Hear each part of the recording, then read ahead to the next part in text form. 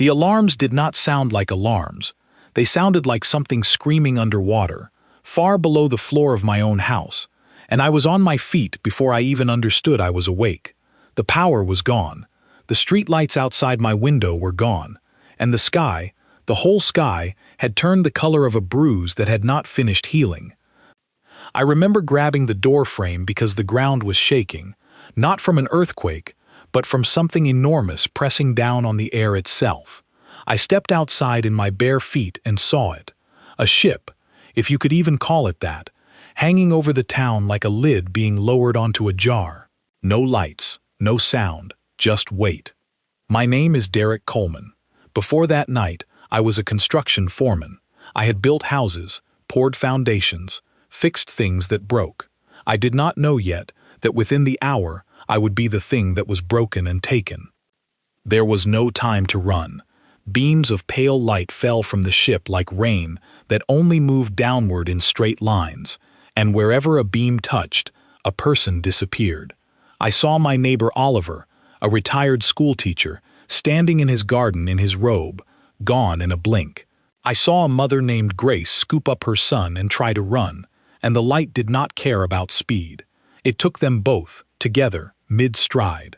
I did not even get to decide whether to run. The light found me standing on my own porch, and the world folded sideways, and then there was nothing but a low hum and cold air.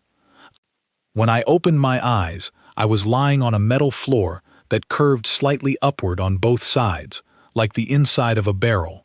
The light in this place was a flat gray, coming from nowhere and everywhere at once. My head throbbed, my mouth tasted like metal. And I was not alone. There were people around me, dozens of them. Then I realized as my eyes adjusted, hundreds of them, sitting or lying in rows, separated by clear walls that hummed faintly when touched. A woman near me was crying quietly. A man in a police uniform was pressing his palm against the clear wall, testing it, over and over, like he expected it to change its mind. I sat up slowly. My back ached. Across the narrow space between our pens, an older woman looked at me with sharp, steady eyes. She did not look afraid. She looked like she was doing math in her head. "You're awake," she said. "Good. We need every set of working eyes we can get." Her name, I would learn, was Dorothy Lang, though within a day everyone was calling her Dot. She had been a sergeant in the Marine Corps for 22 years before she retired to run a small hardware store 2 towns over from mine. She had been abducted while closing up shop for the night, still wearing her work apron, which she had somehow kept, and which she wore now like it was a uniform of a different kind of war. "Where are we?" I asked her. "Ship," she said. "Not ours. I don't know whose. But look at the walls." I looked. The clear barriers between the pens were not solid glass or anything I recognized. They shimmered faintly, like heat rising off a road in summer, except cold. "Energy field," Dot said. "Not stone, not steel. That matters." "Why does it matter?" "Because energy fields can fail," she said. "Steel doesn't fail unless you cut it. This might fail on its own if the right thing happens to it. We just have to learn what the right thing is." I did not understand yet how much that one sentence would come to define everything that followed. At the time, I only understood that I was scared, and that the woman next to me did not seem to be, and that her calm was the only thing in the room that made any sense. Over the next few hours, more of us woke up. A young woman named Priya, who had been a nurse, checked on people quietly, whispering to ask if anyone was hurt, if anyone needed water, if anyone's breathing sounded wrong. A big, quiet man named Lucas, who told us he drove long-haul trucks for a living, sat near the wall of our pen with his knees pulled up, watching everything with the patient stillness of someone used to long silences on empty highways. A teenager named Hannah kept asking questions nobody could answer yet, not out of panic, but because she wanted to understand, and I liked her for that. Then they came, the ones who had taken us. I heard them before I saw them, a strange rhythmic clicking sound, like 2 stones tapping together in a steady beat. Then they stepped into view on the other side of the energy field, and the room went completely silent. They were tall, taller than any person I had ever seen, with long limbs that bent in places human limbs did not bend. Their skin had a faint blue-gray shine to it, like wet slate. Their eyes were large, dark, and completely without warmth. They wore armored clothing that looked practical rather than decorative, built for work, not show. One of them stepped closer to our pen and studied us the way you might study cattle at an auction. He said something in a language of clicks and low tones, and then, to my shock, a small device on his chest translated it into rough, accented English. "New stock," the voice said. "Compliant, as expected." Dot did not move. She did not flinch. She simply stared back at him with the same flat, unreadable expression she probably used on unruly customers at the hardware store. The alien's eyes passed over her, then over me, then moved on to the next pen, already losing interest. That was the moment I understood something important. To them, we were not people. We were cargo, a shipment, a resource to be sorted, counted, and delivered. I want to explain, as clearly as I can, what that feels like, because until it happens to you, it is impossible to imagine. It is not only fear. Fear I could have handled. What I felt was something colder, something that settled into my chest and stayed there. It was the specific horror of being looked at by something that has already decided you are not a person at all. Dot must have seen it on my face, because she leaned close to the energy field between our pens and spoke low enough that only I could hear. "Don't let that feeling turn into giving up," she said. "Let it turn into something else." "Into what?" "Into patience," she said. "The dangerous kind." I did not fully understand what she meant, not that first day. I only knew that something in her voice steadied me, the way a hand on your shoulder steadies you when you are standing at the edge of something high. Over the following hours, we learned more about our situation through whispered conversations passed pen to pen. The ship was enormous, built to hold thousands of captured people from what seemed to be many different worlds, though ours was the only pen block I could see filled entirely with humans. Somewhere further down the corridor, guards moved on a schedule, changing shifts at intervals. We began, quietly, to count. A man named Carl, who had been an electrician before all this, pointed out something the rest of us had missed.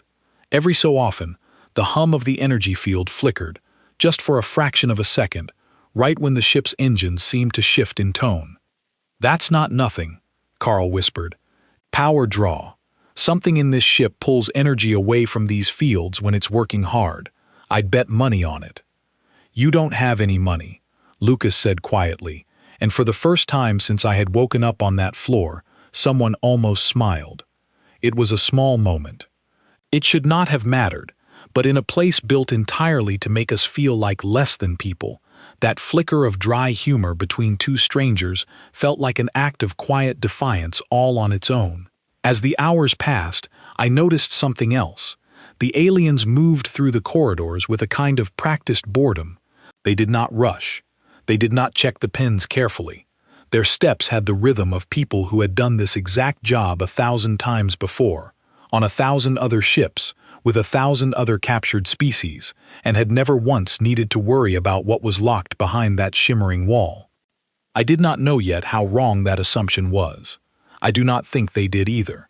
Late into what I assumed was their version of night, the lights in the corridor dimmed slightly, and the ship grew quiet except for the low hum of engines and the occasional distant clicking of alien voices far off down the passage. Most of the people around me had finally fallen into exhausted, uneasy sleep. I could not. I sat with my back against the cold wall of the pen, watching Dot, who was also awake, sitting perfectly still with her eyes half closed, as though she were listening to something none of the rest of us could hear. "You should sleep," I told her. "I am resting," she said. "There's a difference. What are you thinking about?" She opened her eyes fully and looked at me, and for the first time I saw something in her expression that was not calm at all. It was something sharper, something that had been waiting a long time for a reason to exist. "I'm thinking," she said slowly, "about every species this ship has probably carried before us. I'm thinking about how bored those guards look. I'm thinking about how a creature only gets that relaxed when nothing it has ever caught has fought back. And she turned her head slightly, looking past me, down the long curved corridor toward the section of the ship where the aliens moved with their slow, confident steps. And I'm thinking, she said quietly, that they have no idea what they just loaded onto this ship.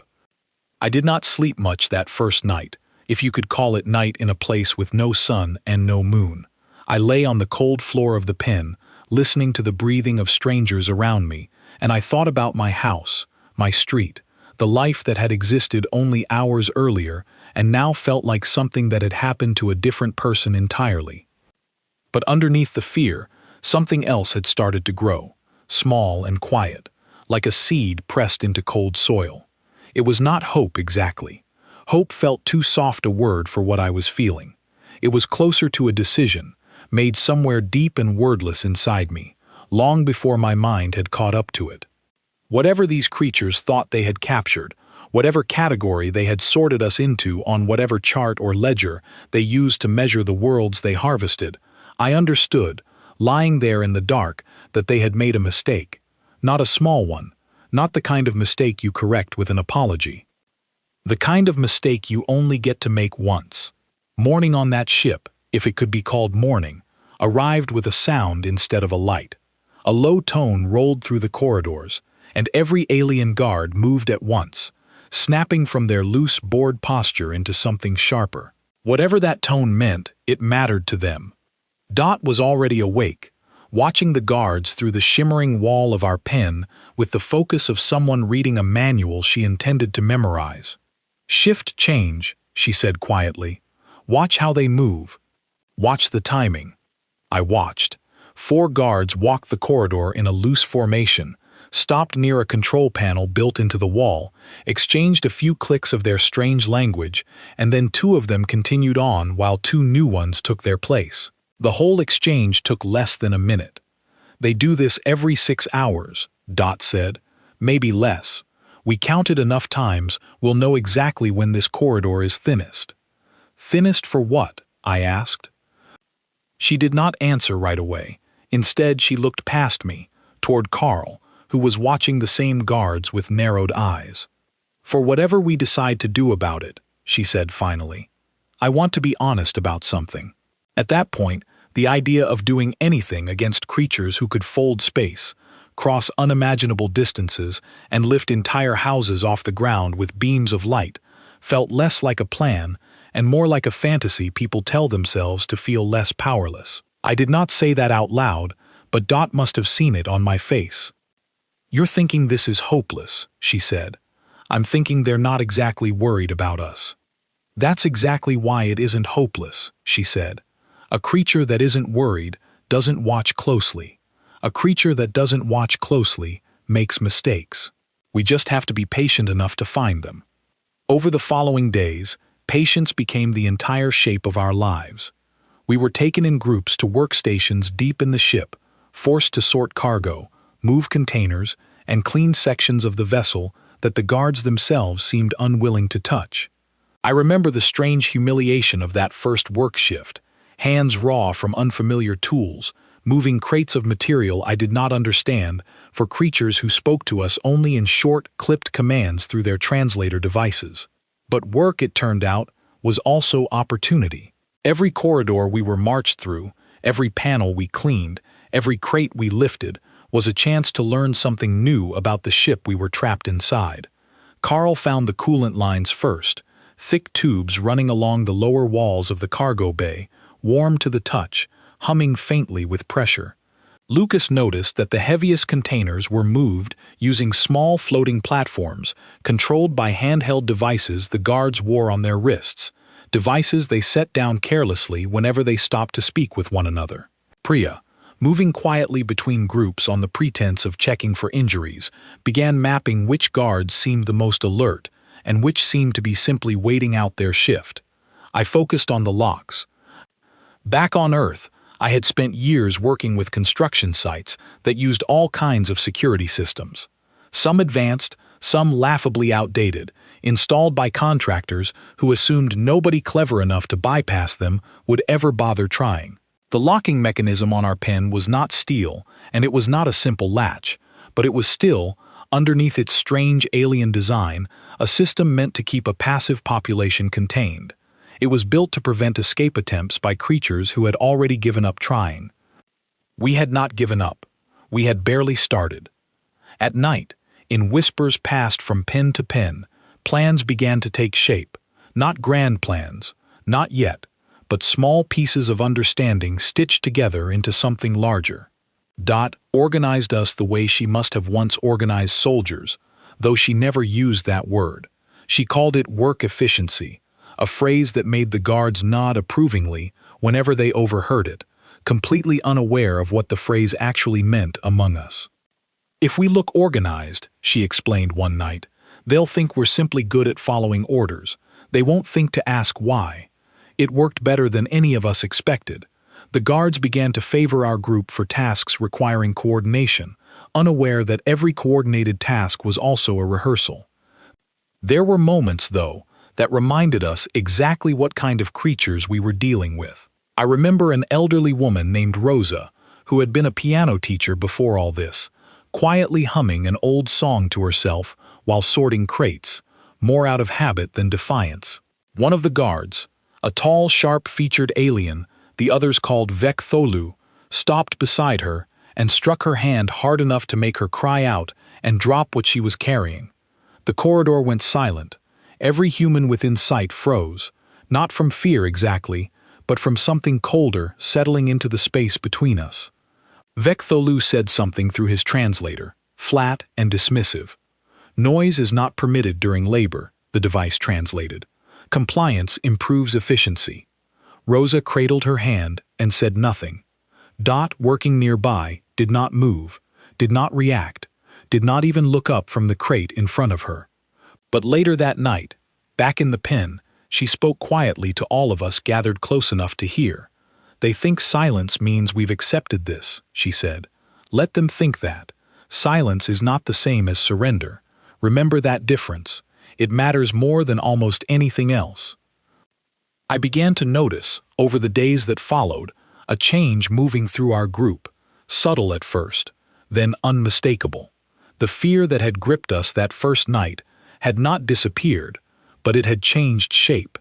It had become quieter, more controlled, folded into something that looked, from the outside, exactly like obedience. We learned that the Ashari, as we eventually heard them called by guards speaking among themselves, measured captured populations using something like a curve, a pattern of behavior they expected every harvested species to follow. Fear, then despair, then a settling into quiet, permanent compliance. It was a pattern they had apparently seen repeat itself across 1,000 years and countless worlds. We were not following that pattern, though we made very sure they could not tell. Hannah, still the youngest among us at 17, asked Dot one evening why the guards seemed so unconcerned, so relaxed, even careless with their equipment and their schedules. Because nothing they've ever caught has fought back, Dot answered. Not really, not the way we're going to. How do you know we're going to? Hannah asked.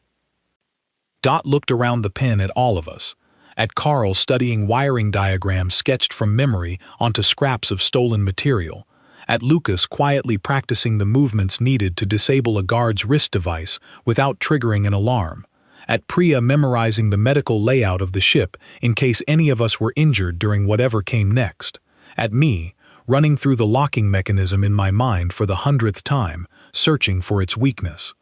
Because look around you, Dot said simply. This isn't a group of people giving up. This is a group of people getting ready. That night, something shifted permanently in the mood of our pen. It was not celebration. It was not even confidence. Not yet. But it was resolve, sharp and quiet, settling into each of us like a second heartbeat. I thought about my old life often during those days, the houses I had built, the ordinary problems I used to consider difficult, a delayed shipment of materials, a stubborn permit office, a crew member calling in sick. None of that had prepared me for this. And yet, strangely, all of it had. Every problem I had ever solved by looking carefully at a structure, until I found its weak point, had trained me, without my knowing it, for exactly this. The Ashari had built an empire on the assumption that captured species eventually stopped fighting because fighting cost too much and changed nothing. They were not wrong about most of the worlds they had harvested before us. Every species has its limits, its own point where continued resistance becomes harder to justify than quiet endurance. We had not found that limit yet. I am not sure we ever would have. One evening, Carl came back from a work shift with something none of us expected. A small, damaged multi-tool, dropped by a careless guard and swept, by Carl, into his sleeve before anyone noticed. It was nothing special, a simple tool meant for basic repairs, but in our hands it became something else entirely. A key, a lever, a beginning. Dot held it that night, turning it slowly in the dim light of the pen, and for the first time since I had met her, I saw something like satisfaction cross her face. "This," she said quietly, "is exactly the kind of mistake I told you they'd make." We passed the tool carefully from person to person over the following days, each of us contributing what we understood. Carl explaining wiring, Lucas explaining the weight and balance of the wrist devices, me explaining the mechanical weaknesses of the pin locks, Priya reminding everyone, always, to think first about protecting each other before thinking about anything else. It was Priya, actually, who first said the words that would guide everything that came after. "We don't have to hurt them to be free," she said one night, quietly, to the whole group. "We just have to make sure they can never do this again, to us or to anyone else." Dot nodded slowly, and I remember thinking that this, more than anything, was the real difference between us and whatever the Ashari expected. They understood force, they understood fear. What they did not understand, what their 1,000 years of harvesting worlds had never taught them to recognize, was a group of ordinary people quietly choosing exactly how far they were willing to go, and exactly why.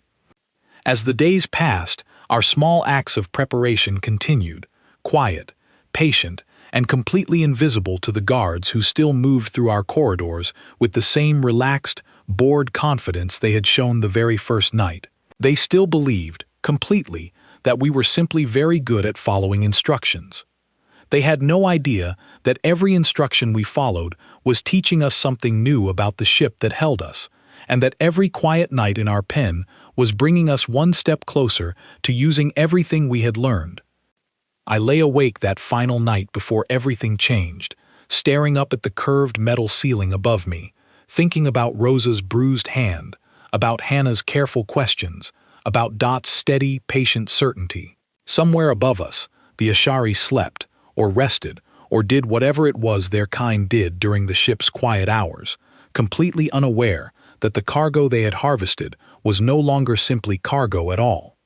We were becoming something else entirely, something their 1,000 years of experience had never once prepared them to face. The test came sooner than any of us expected, and it came almost by accident. We were moved, one morning, to a section of the ship none of us had worked before, a wide chamber filled with rows of tall storage columns, each one taller than a person, humming faintly with the same energy that powered our pen walls. 4 guards oversaw the work that day instead of the usual 2, a detail Dot noticed immediately and passed quietly down the line as we filed in. "More guards means something valuable is here," she murmured to me while we lifted a container together. "Valuable things get protected differently than we've seen so far. Watch carefully." She was right. Within the hour we understood why. This chamber held the wrist devices themselves, dozens of them, stacked in charging racks along one wall, waiting to be issued to guards coming on shift. It was, without question, the most important room we had been allowed into so far. It was also, we soon realized, the most carelessly guarded. The 4 guards spent most of the shift speaking to each other, in low cliques near the chamber entrance, glancing at us only occasionally, clearly viewing this assignment as routine, even boring. Lucas, working near the racks, caught my eye briefly, then looked deliberately toward one guard who had set his own wrist device down on a nearby ledge while adjusting something on his uniform. I understood immediately what he was thinking, and my stomach tightened. We had not planned to act that day. Nothing was fully ready, not really. No complete plan, no full agreement among everyone about exactly how far we intended to go. But Dot had told us from the very beginning that opportunities like this would not announce themselves in advance, and that when one appeared, we would have to decide, quickly, whether to take it. I looked at her. She gave the smallest possible nod. What happened next took less than 2 minutes, though it felt, at the time, like it stretched across an entire hour. Carl moved first, engaging one guard in a pretend question about where to place a container, using gestures more than words, since none of us fully understood their language. While the guard's attention shifted toward Carl, Lucas reached the ledge and closed his hand around the unattended wrist device, sliding it smoothly into his sleeve in the same motion Carl had used days earlier with the multi-tool. For a moment, nothing happened. The guard finished responding to Carl's question and turned back toward the racks without noticing anything missing. Then one of the other guards, the sharp-eyed one, Vek Tholu, turned his head slightly, some instinct catching at the edge of his awareness, and looked directly at Lucas. I do not know exactly what gave it away, a shift in Lucas's posture, a fraction of a second too much stillness, but Vek Tholu's eyes narrowed, and he took a slow step forward. Every human in that chamber felt the shift in the air at the same moment. Priya, nearest to Lucas, moved subtly to stand slightly in front of him, not blocking him exactly, simply existing in the space between him and the approaching guard, her expression calm, almost apologetic, as though she had simply wandered into the wrong path. Vek Tholu stopped in front of her, his translator crackling faintly. "Move," the device said flatly. Priya did not move immediately. Instead, she looked up at him and said slowly and clearly, "I was just checking if he needed help lifting." It was a small lie, delivered with the calm confidence of someone who had spent years reassuring frightened patients in hospital hallways. For a long, terrible moment, Vek Tholu simply stared down at her, his large, dark eyes unreadable, and I became aware of every human in that chamber holding their breath at once. Then, incredibly, he stepped back. "Continue working," the translator said, and he turned away, moving back toward the other guards, apparently satisfied, or perhaps simply unwilling to disrupt the shift over something so minor. I let out a breath I did not know I had been holding. Beside me, Dot's expression had not changed at all, but her eyes, when they met mine, held something new, something sharp and thoughtful. "Did you see that?" she whispered. "See what? We almost got caught." "No," she said. "We got caught, and nothing happened. Think about that. A creature that size, that strong, that heavily armed, looked directly at evidence of exactly the kind of thing he should have been watching for, and he still hesitated. He still walked away." I thought about it, and slowly, I understood what she meant. "They don't want to damage us," I said quietly. "We're valuable to them. Cargo doesn't fight back, and cargo definitely doesn't get hurt over something they can just take back later." "Exactly," Dot said. "They built their entire system assuming they'd never need real force against us, because nothing they've ever harvested required it. Vek Tholu didn't hesitate because he's kind. He hesitated because hurting us cost them something they care about far more than they care about a missing piece of equipment. That single stolen device changed everything about what we understood was possible." That night, gathered close together in our pen, Carl carefully examined the wrist device Lucas had taken, turning it over in his hands under the dim light, tracing the unfamiliar controls with careful fingers. "This isn't just a lifting tool," he said after a long silence. "Look at this panel here. I think this also controls the floating platforms, and, if I'm reading this right, sections of the energy field walls." Dot leaned forward immediately. "You're saying that thing could open our pen?" "I'm saying it might be able to open a lot more than our pen," Carl said. The room went very quiet. I remember looking around at the faces gathered close in that dim light. Hannah's wide, careful eyes, Rosa cradling her healing hand, Priya watching Carl work with the same steady focus she used checking someone's pulse, Lucas sitting slightly apart, still processing what he had done. "If we're going to use this," Dot said slowly, "we don't do it carelessly. We don't do it out of anger. We do it because we've decided, together, that the moment is right, and because we understand exactly what we're risking. What are we risking? Hannah asked quietly. Dot looked at her for a long moment before answering. Everything, she said. But we're already risking everything just by being here. The only real question is whether we spend that risk trying to survive quietly or trying to be free. Nobody spoke for a while after that. I remember the silence stretching long and heavy across the pen, broken only by the distant hum of the ship's engines, and the occasional soft click of alien voices passing somewhere far down the corridor. Finally, it was Rosa, the piano teacher, who spoke first, her voice steady, despite the healing bruise still visible on her hand. I didn't survive raising 3 children and burying a husband just to spend the rest of my life being told when I'm allowed to hum a song, she said.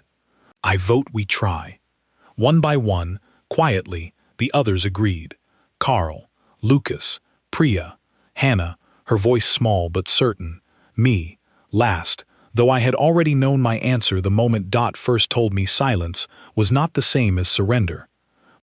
Over the following days, we tested small things, carefully, patiently, using the stolen device sparingly to avoid drawing attention. Carl discovered it could indeed weaken the energy field around specific sections of pens, though not disable them entirely, not without triggering some kind of alert further up the ship's systems.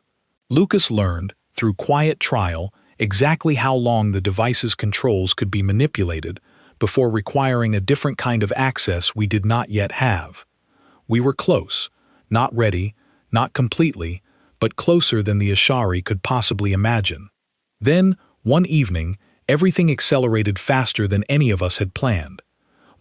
Vek Tholu, still suspicious from the earlier incident despite his hesitation, ordered a search of several pens, including ours. The moment the announcement came through the corridor speakers, translated into rough English apparently for our benefit, meant as a warning, panic flickered through our group. They'll find the device, Carl whispered urgently. If they find it, they'll know we've been planning something. Dot's face went very still, the same stillness I had come to recognize as the moment before she made an important decision. Then we don't wait for them to find it, she said. We use it now. Now? We're not ready, Lucas said. We will never feel ready, Dot said. That's not how this works. Readiness isn't a feeling, it's a decision, and I am deciding, right now, that tonight is the night we stop being cargo. I felt something settle in my chest as she said those words. Not fear exactly, though fear was certainly present, but something steadier beneath it, something that had been growing quietly inside me since the very first night on that cold metal floor. Dot looked around the pen at each of us in turn, and I understood, watching her, that this was no longer simply a plan whispered in the dark. This was the beginning of something the Ashari, in 1,000 years of harvesting frightened, compliant worlds, had never once been forced to face. Carl, Dot said quietly, the device, now. Carl's hands were steady as he pulled the small wrist device from where it had been hidden and pressed it against the shimmering wall of our pen. The hum around us flickered, once, twice, and then, for the first time since that terrible night when the sky had turned the color of a bruise, the wall between us and the rest of the ship began, slowly, to fail. The wall did not vanish all at once. It thinned, flickered, and finally dropped with a sound like a held breath being released, and for one long moment, none of us moved, as though we could not quite believe the barrier that had defined our entire existence for days was simply gone. Then Dot stepped through it, and everything changed. Move quickly, move quietly, she said, her voice low but carrying the same steady authority I imagined she once used commanding soldiers decades earlier. We stay together. We help each other. Nobody gets left behind. The pens around ours began opening as well, one after another, as Carl worked the stolen device with careful, practiced hands, learning its functions faster with every wall he weakened. Word passed quickly through the chamber, spoken in urgent whispers, and I watched hundreds of people who had spent days pretending to be broken rise from the floor of their pens with a kind of quiet, coordinated purpose that must have looked, to any observer, nothing at all like the compliant cargo the Ashari believed us to be. We moved through the corridors in organized groups, exactly as Dot had planned, though the plan itself had only existed in full for a matter of hours. Lucas led one group toward the chamber holding the wrist devices, ensuring more of us had access to whatever control they offered. Priya led another group gathering anyone injured or unable to move quickly, guiding them carefully toward the center of our formation, protected on all sides. I stayed close to Dot, along with Carl, moving toward what we believed, based on days of careful observation, was the ship's engineering section. The place Carl insisted controlled both the engines and much of the ship's internal security systems. The first guards we encountered clearly did not understand, at first, what was happening. Two Ashari stood near a junction of corridors, their posture still relaxed, still carrying the unmistakable boredom of creatures who had never needed to consider the possibility of organized resistance. When they saw our group approaching, moving with clear purpose rather than the shuffling, directed movement of laborers, confusion crossed their features before anything else. "Return to your designated area," one of them said through his translator, more puzzled than alarmed. Dot did not answer. Instead, she nodded once toward Lucas, who moved forward with calm, deliberate steps and pressed his stolen device against a nearby control panel. The corridor lights flickered, and a section of flooring ahead of the guards shifted subtly, some mechanism Carl had identified days earlier as a maintenance safety feature, meant to prevent workers from wandering into unstable areas during repairs. The two guards stumbled, off balance for just a moment, and in that moment, several of us moved past them, not attacking, simply moving with purpose, and numbers too great to physically stop. By the time the guards regained their footing and turned to pursue, we were already deep into the corridor beyond, and more people were pouring through the opened pens behind us, filling the space too completely for two guards to manage alone. I remember the strange, dizzying realization, moving through that ship, that we were not being stopped. Not because the Ashari were weak, and not because we had somehow become physically stronger than them. We were not being stopped because their entire system had never been built to handle organized, coordinated resistance from a population they assumed had already given up. Word must have spread quickly among the crew, because within minutes, the calm, bored atmosphere of the ship transformed into something closer to controlled alarm. Guards began moving in tighter groups, translators barking commands at each other and at us, though the commands seemed to shift, uncertain, between threats and confused instructions to return to our pens.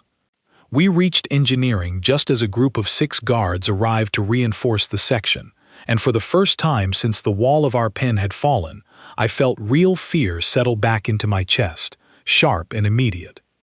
Dot raised a hand, signaling our group to slow, and I understood immediately what she was doing, not stopping, not retreating, simply refusing to rush blindly into a confrontation we had not yet assessed. "They won't use serious force," she reminded us quietly. "Not against cargo they still consider valuable. That's still true. Hold on to that." It was tested almost immediately. One of the guards, larger than the others, stepped forward and swung a heavy tool meant for repairs, more as a warning than an actual attempt to cause harm. The movement clumsy, almost hesitant. Lucas caught the tool mid-swing with both hands, using the guard's own momentum against him, and the guard stumbled backward, more surprised than hurt. For a moment, everything hung suspended, guards and humans facing each other in a tense standoff neither side seemed fully prepared for. Then Carl, working quickly at a nearby panel with his stolen device, managed to override a section of the engineering controls, and the lights along that entire corridor shifted from their usual pale gray to a flashing amber, an alert signal we did not understand, but which clearly meant something significant to the guards, several of whom immediately turned their attention away from us entirely, moving instead toward the control panels themselves. "That's not us," Carl said quickly, staring at his own device in confusion. "I didn't trigger an alarm. I triggered a diagnostic check. Something else is happening." We would learn later that in their scramble to manage what they still believed was a contained, minor disturbance, the Ashari had inadvertently caused a cascading failure in several automated systems throughout the ship, systems that had never been designed with the expectation that crew attention would be divided between actual work and an unprecedented, organized uprising among captured cargo. Their carelessness, born from 1,000 years of never needing to be careful, was working against them now in ways even we had not anticipated. We used the confusion to move deeper into engineering, and it was there, in a wide chamber filled with humming machinery and softly glowing control panels, that I came face to face with Vektholu again. He stood near the center of the chamber, clearly having rushed there upon hearing of the disturbance, his sharp eyes finding mine across the room with an intensity that made my chest tighten. Around him, several guards moved to form a loose barrier, though I noticed, even in that tense moment, that none of them raised their tools or weapons in any way that suggested a genuine intention to cause harm. "This ends now," Vektholu said through his translator, his tone flat, but carrying an edge I had not heard from him before. "Return to your designated areas, and this incident will be recorded as a minor disturbance. Continue, and the consequences will be severe." Dot stepped forward, standing beside me, her posture calm despite the tension radiating through the entire chamber. "You keep saying consequences," she said steadily, "but you haven't actually used any yet. I think that's because you can't. Not without losing something you value more than controlling us." Vektholu's eyes narrowed, and for a long moment he said nothing, and I understood, watching him, that Dot's words had landed exactly where she intended. "We do not need to harm you," he said finally, "to control you." "Then you'll find," Dot said quietly, "that control requires more than you have left." What happened next was not violent in the way I had feared it might become. It was, instead, something closer to a slow, inevitable shift in the balance of an entire room. More humans continued arriving through the corridors behind us, filling the chamber steadily, while the guards, still unwilling or unable to escalate their response, found themselves increasingly outnumbered and increasingly uncertain of what their next move should even be.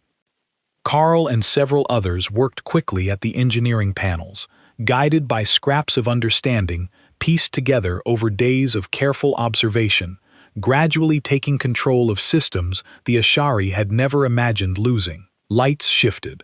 Certain doors throughout the ship sealed automatically, isolating remaining guards into smaller, more manageable sections. The steady hum of the engines changed pitch slightly, a sound Carl assured us meant we now had at least partial control over the ship's basic functions. Vektholu watched this happen with an expression I can only describe as disbelief, slowly hardening into something like reluctant acceptance. "You would not have survived a genuine confrontation," he said finally, though the words sounded less certain than his earlier commands. "You are fortunate we chose restraint." "You didn't choose restraint," Dot replied. "Your whole system was built around never needing restraint in the first place. That's not the same thing, and I think you know it." The remaining guards throughout the ship, cut off from each other by sealed doors, and increasingly outnumbered wherever they remained, began, one section at a time, to lay down their tools, not out of surrender exactly, but out of a growing recognition that their situation had changed in ways their 1,000 years of experience had never prepared them to navigate. Word eventually reached the ship's commander, a figure none of us had seen until that moment, who arrived in engineering flanked by 2 remaining guards, his posture radiating an authority that even Vektholu seemed to defer to. He studied the chamber for a long moment, taking in the sealed doors, the humans now standing calmly but firmly throughout what had clearly been, only hours earlier, the most secure section of his ship. "This uprising ends now," he said finally, his translator carrying a tone of controlled, careful diplomacy. "Return control of these systems, and I will personally ensure your treatment improves considerably. You have made your point. There is no need for further disruption." Dot studied him for a long moment before answering, and when she spoke, Her voice carried to every corner of that silent chamber. "We're not negotiating the terms of our own cage," she said. "We're not interested in better treatment inside it. We're interested in leaving it entirely." The commander's eyes shifted, taking in the sheer number of humans now filling the chamber, the sealed doors, the steadily flashing warning lights along systems his crew no longer fully controlled. "That is not a simple request," he said slowly. "It's the only request," Dot replied, "and I think, if you consider your position carefully, you'll realize it's also the only reasonable one left." For a long, heavy silence, nobody in that chamber moved. I stood beside Dot, feeling the weight of that moment settle over all of us. Hundreds of ordinary people who had, only days earlier, been construction workers, teachers, nurses, drivers, and piano instructors, now standing at the center of a decision that would determine the course of an entire empire's relationship with an entire world. Finally, the commander lowered his head slightly, a gesture I did not fully understand, but which Vektholu clearly recognized, his posture shifting almost imperceptibly beside his superior. "Very well," the commander said quietly. "We will discuss terms." I felt something loosen in my chest that had been tight since the moment the sky first turned the color of a bruise, and I understood, standing there in that chamber, that whatever happened next, we had already changed something the Ashari had believed, for 1,000 years, could never be changed. The discussion of terms did not happen the way I imagined a negotiation between species should happen. There was no long table, no formal ceremony, no careful diplomatic language exchanged between equals. Instead, it happened in that same engineering chamber, surrounded by humming machinery and flickering warning lights, with hundreds of exhausted, determined humans, standing quiet witness to a conversation that would decide far more than our own fates. The commander, whose name we eventually learned was Dresk Orano, sat on an equipment crate rather than any chair of authority, a small detail that told me more about his changed position than anything he actually said. Around him, the remaining Ashari crew stood in loose, uncertain clusters, no longer moving with the relaxed confidence I remembered from that very first night. "You understand," Dresk Orano said slowly, his translator carrying a careful, measured tone, "that returning you to your world changes nothing about our understanding of your species long term. Other ships will come, other crews. This was one vessel, one crew, one unfortunate combination of circumstances." Dot did not flinch at this. She had clearly expected exactly this kind of statement. "Then let's make sure the next crew understands something before they ever get close enough to try," she said. "You're going to carry a message home for us. Every part of it. And if I refuse?" Dot glanced around the chamber, at Carl still monitoring the engineering systems we now controlled, at Lucas standing near the sealed doors, at hundreds of ordinary people who had spent days convincing an ancient empire that we were harmless, only to prove, when it mattered most, exactly how wrong that assumption had been. "You won't refuse," she said simply, "because right now we control this ship, and you're the one who needs something from us, namely, to go home at all." I watched something shift in Dresk Orano's expression, not anger exactly, but a kind of weary recognition, the look of someone finally understanding a mistake too large to undo. Over the following hours, terms were established, carefully, deliberately, with Dot, Priya, and several others speaking on behalf of everyone gathered in that chamber. We would return control of the ship's basic functions, enough to allow safe travel, but we would keep certain systems disabled, ensuring the vessel could never again be used to harvest another population without significant repair first. We would allow the surviving crew safe passage home, unharmed, a decision Priya insisted on firmly, despite quiet disagreement from a few who felt the Ashari deserved harsher treatment. "We're not becoming what they were," she said, her voice carrying through the chamber with quiet, unshakable conviction. "That's the whole point. We prove we're different by staying different, even now, especially now." Dot agreed, and eventually, so did everyone else, understanding slowly that mercy, given deliberately and with full awareness of what we were choosing, was itself a kind of strength the Ashari had never expected from cargo. The final term, the one Dot insisted mattered more than any other, was the message itself, recorded carefully using the ship's own communication systems, meant to be carried back not just to whatever authority governed the Ashari Empire, but broadcast, if possible, across whatever network connected their many harvested worlds and outposts. I remember standing beside Dot as she recorded that message, her voice steady, carrying none of the exhaustion I knew she must have felt after days without proper rest. "To whoever receives this," she said slowly, choosing each word with obvious care, "know that the world you call the source of this cargo will no longer be harvested, not because we have grown stronger than you in ways you can measure, but because we have shown you, clearly and completely, that we will never simply accept what you tried to make us. Come again, and you will find the same result, every time, without exception." She paused, looking around the chamber at all of us gathered there, before continuing. "We do not ask for war. We ask only to be left alone.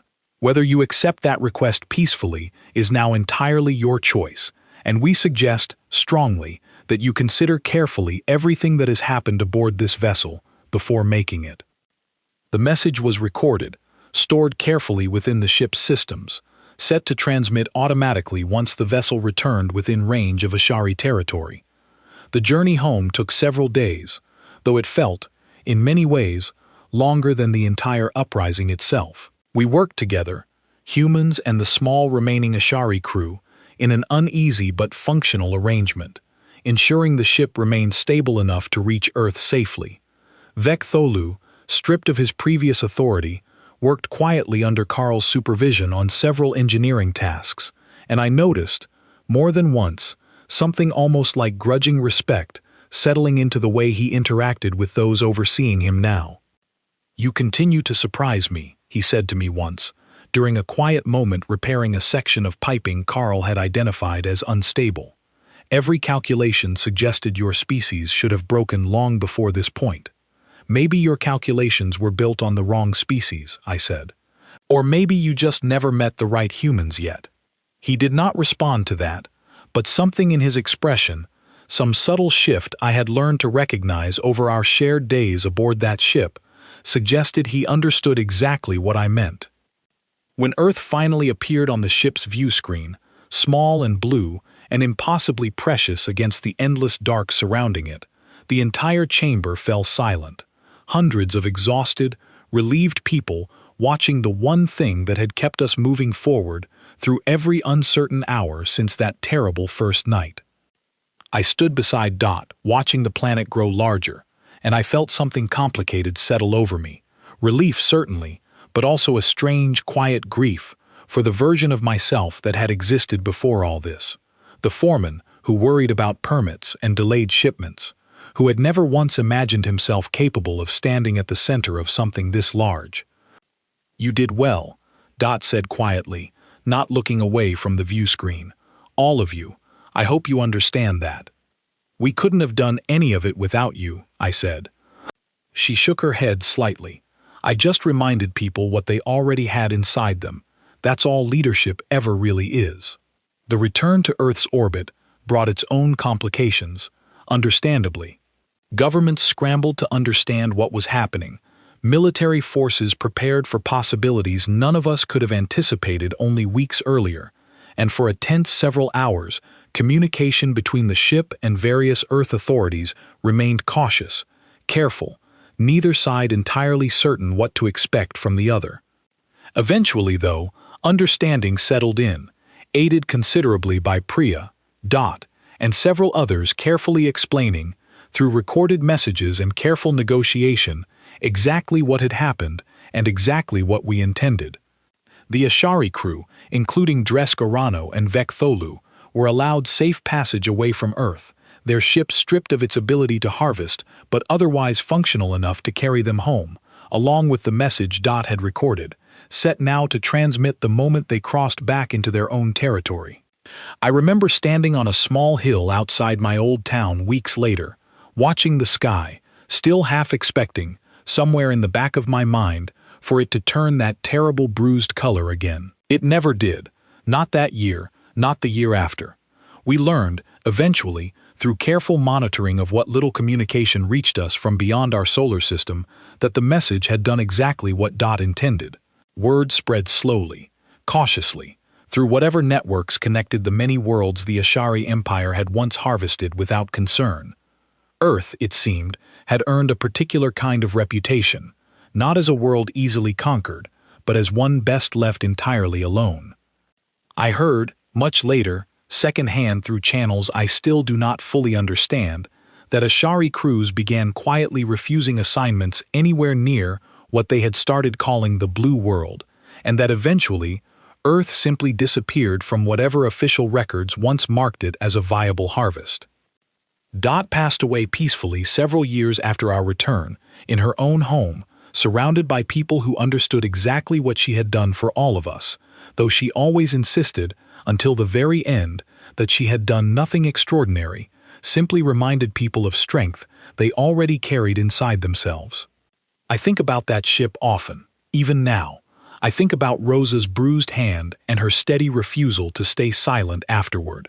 I think about Hannah, who grew up to study the stars professionally, determined to understand everything about the universe that had once tried to take her freedom. I think about Carl, Lucas, and Priya. Each of them changed permanently by those strange, terrifying days, each of them stronger for having lived through them. And I think, most of all, about the moment Vektholu looked directly at evidence of our resistance and chose, in that critical instant, to walk away rather than risk damaging something he still, despite everything, considered valuable cargo. That hesitation, small and quiet as it was, became the crack through which an entire uprising eventually poured.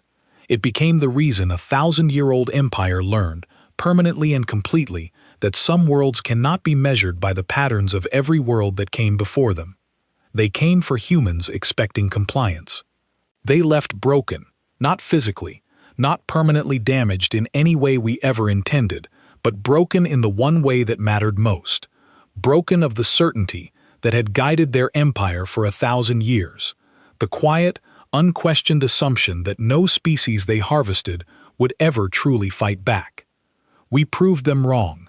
And somewhere out among the stars, I like to believe, that lesson still echoes, carried quietly from world to world, in whatever language they use to warn each other away from the one planet that taught them, once and completely, exactly what it means to underestimate an ordinary people pushed exactly one step too far.